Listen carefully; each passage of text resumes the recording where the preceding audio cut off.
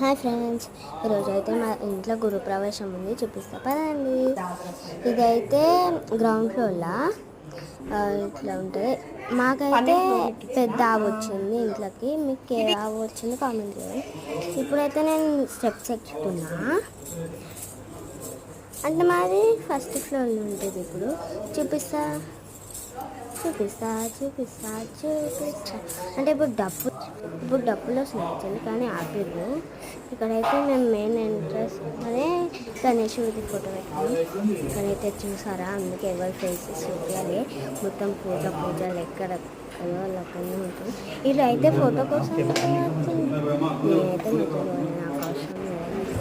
నేనైతే ఇక్కడైతే అది మాట గణితి సరే వాటిలో కలుసుకున్నాం.